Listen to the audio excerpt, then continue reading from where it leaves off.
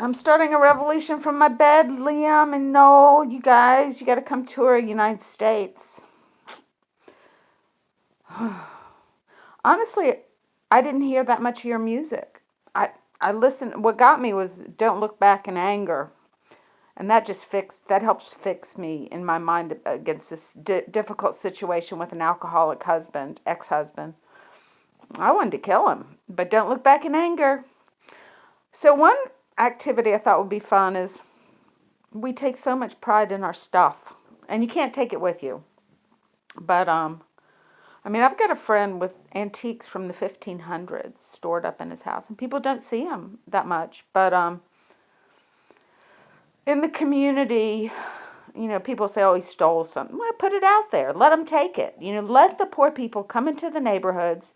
You set a table up of stuff that you're going to give away. Nice stuff, not crappy stuff. Just give it away.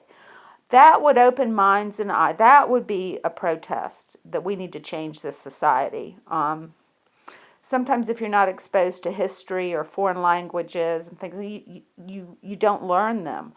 We throw our kids in the car and we take them to the beach. And people don't know how to swim and they don't have a car to get to the beach. And that's just almost a normal activity.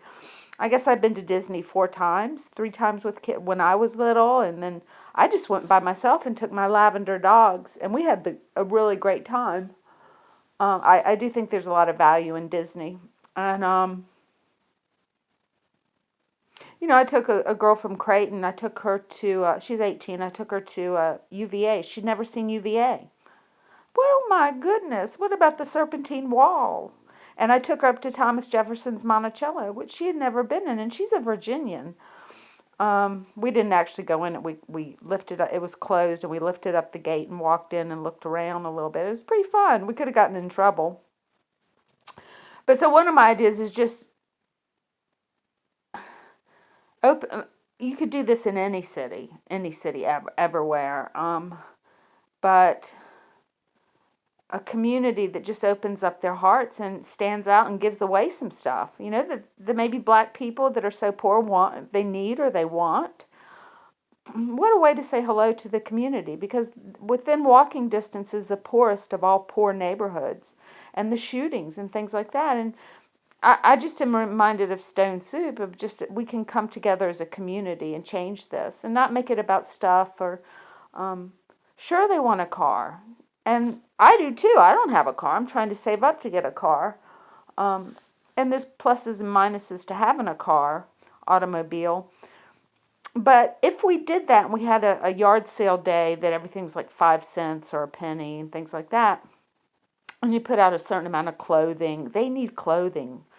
And you go to the Goodwill and it's too expensive. If you have an EBT card and you have kids, you should get 50% off of the Goodwill. I mean, honest to God, they can't afford a $12 pair of pants. And we think that's just so simple, and we go and, shop to get good deals. The other thing is a lot of them that I met don't want to be associated with used clothing because they think that makes them poor. And so they're really not in the loop of how much we love to go get bargains there and stuff like that. But let's make it for everybody and make sure everybody gets the clothes they need at the Goodwill. If their income is only $7,000 or $8,000 a year, that it's tough to, and